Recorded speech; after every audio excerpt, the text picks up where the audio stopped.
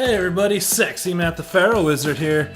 So I've been noticing a lot of people doing tattoo videos, like stories of their tattoos, things like that. And you know, my motto in life is if everyone else is doing it, you should do it too. So I'm gonna give you a story of my tattoos and where they come from, how many I got, things like that. Yeah, and instead of me trying to like jerk my body around and get a good shot of some of these, I'm just gonna throw up some photos while I talk about them. And I think the timeline of this is a little screwed up because I can't remember exactly when I got all of these. So yeah, I got that going for me. Anyway, so my very first tattoo is up on my shoulder here. There you go, and throw a picture. So yeah, it's a rat, and with the Chinese symbol for a rat. I was born in the year of the rat, and I know it's kind of cheesy, but what are you gonna do? And he's currently named Mr. Ratigan. I believe I've changed that name a few times, but yeah. This one was kind of interesting. I was saving up for an engagement ring for my girlfriend at the time, and I kind of brought up the idea of marriage at one point to kind of test the waters, and she suggested we see other people. So I went ahead and took the money I was saving and got a tattoo. So yeah, got this one at Mile High Tattoo. Took about 3 hours to get, and yeah, it's you can kind of see now. It's worn, it's a little aged. It's been a long time since I got it. I actually found the tattoo artist recently from a friend of a friend, and he's like, "Yeah, you should come in and get that retouched up." So I should probably do that. Alright, so the second tattoo I got is on my other shoulder here. And yeah, so it's a red skull, kind of representing a rose with like a life-death thing going on. And it says, "Dying is easy," which comes from, I believe, a Mark Twain quote, which is "Dying is easy, living is hard," which I kind of take as almost a up yours to any detractors, where it's like, yeah, I could die and leave you alone, but I'm going to be alive and annoy you. I'm probably taking that wrong. That's how I take it. Anyways. The story of this one is I had a different idea for a tattoo. Went into saw an artist, and we kind of talked about it. My ideas really weren't working out as we're drawing them out. And he's like, "You know what? I have this drawing I did, and I really want to tattoo it, so I'll give you a discount if you let me tattoo it." So yeah, he showed me that. I liked it. The quote I had to come up with because it had just the scrolls on it, and I didn't really have a quote to just off the top of my head, so yeah, threw that up, and so yeah, that was my second one. You know, not much of a story to it beyond just I wanted to get a tattoo, and it's kind of an interesting idea when you talk with an artist and, you know, building out things like that. So yeah. My next one is on the inside here. I was working with the same artist again. We were talking about doing a half sleeve. It's still kind of undone. I'm still got some parts to I need to connect it. I don't know if I'll ever get that done. We'll see. But yeah, we went with trying to keep it sort of organic, but have some death in there. And it's a goat skull, and it's, you know, representing a pentagram, which I kind of liked. And it's got the other half of the quote, you know, "Living is hard." And there's a bit of a typo in there, if you can find it. You know, put a thumbs up on this video. Which makes you want to get a no regrets tattoo.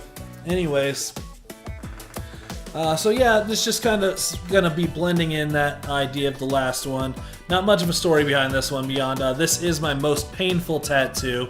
You can see it kind of goes into my armpit a little bit, and that right here is where it super hurts. Your skin is really thin, as well as you know, 3 hours holding your arm like this while someone's tattooing on it was awful. Yeah, that was my most painful tattoo.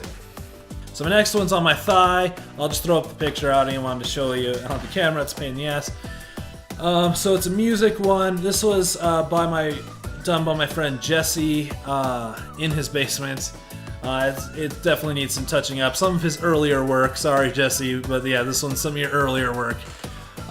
He was offering tattoos for concert tickets for the band I was in at the time, and I wanted to get something musical done wise, so it's, you know, bass clef, treble clef, and a percussion clef, kind of that I play drums, bass, and guitar. kind of thing. I'm thinking about tying this one into being a whole music montage on my leg.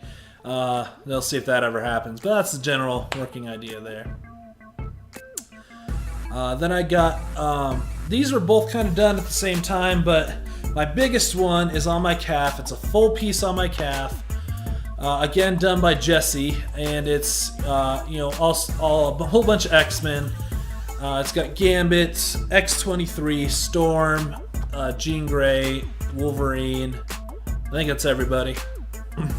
It started out as just a Gambit one. Jesse was like, hey, I'm trying to up my portfolio, and, you know, you want to get a tattoo? And it's like, yeah, I want to get a Gambit tattoo. So it started as that. He's just like, well, let's keep doing more. And we did like 4 or 5 sessions from in his house and my house, not even in a tattoo shop. And yeah, did a long time doing it. It's, you know, a lot of his earlier work. He's a little rough on faces at this point, not gonna lie. But the background coloring he did is immaculate, and it's just kind of a cool X-Men montage of a lot of my favorite X-Men. And if you can see on the Rogue one, you'll see that he enhanced her breasts, and you can kind of tell where he did that. And I think it's kind of funny. I kind of like leaving it like that. But yeah, that's my calf one. Later, I think around the same time, maybe before, again, I'm not sure of the timeline, I got this one on my arm here, and it's, you know, a rocker zombie who basically at the time, right around this time, me and Doug, which you've seen in my unboxing videos, went to a tattoo convention, and he got a tattoo of a bat with a really screwed up eye. And we noticed it's the same eye that I had screwed up at the time. At the time I had a skin disorder called solid facial edema, where pockets of, you know, not really pus, but just hard pockets of, you know, sweat and whatever get stuck under your skin, and it causes your face to swell in different hunks. And if you actually watch my video where I took a picture of myself for a year, you'll see kind of me getting treatment for that. But anyway, so yeah, it was the same eye, was really screwed up as mine in real life, so had Matt the Bat. She's since covered up, but anyways. So I was like, hey, I should get a Doug tattoo.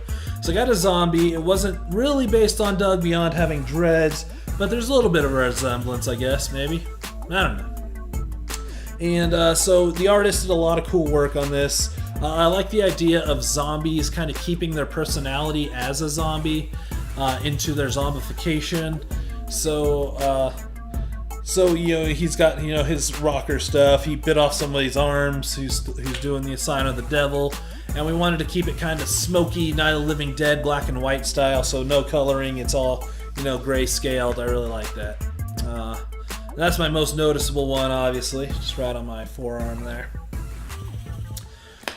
Alright, and then next one I got is right here on my wrist. So my buddy Missy, who I was really good friends with, was leaving to live in Minnesota, and we decided to get matching tattoos, and she still got hers. And yeah, this is kind of a spur of the moment. We decided to get, that is a Fantastic Four, but it's because at one point she had to leave to go to her grandma's funeral, and she's feeling really down about it when she came back, and I was the only person to reach out to her, she said, and, you know, comfort her, as well as I took her out to a movie and went and saw Rise of the Silver Surfer, and you know, it wasn't the best movie, but it was just, you know, kind of a moment between friends, and we just wanted to, you know, wow it up a little bit, so we threw some wings on there. This is definitely the easiest tattoo I got. Took like no time, no pain. It was super simple and easy, but I really like it. You know, just kind of out there, and you know, always having that connection to a friend at some point. You know, I got both pretty good friends tattooed here, and yeah, kind of like that. And finally, the last one I got is right here. I got this one on my 30th birthday. I just wanted to, you know, get something to mark the occasion. And if you know, it is the Green Ranger's power coin for the Dragon Zord. And just wanted to get something, you know, kind of goofy for my 30th. Some psychologists would say, you know, getting something so childish on a birthday that you're supposed to be more of a man is my statement of, you know, not growing up and not wanting to grow up. But I wouldn't read too much into that.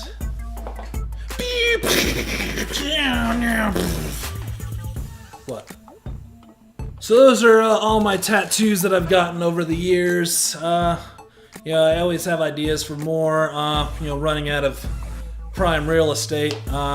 Being that I'm a bigger guy, I'm not big on getting any chest ones at the moment.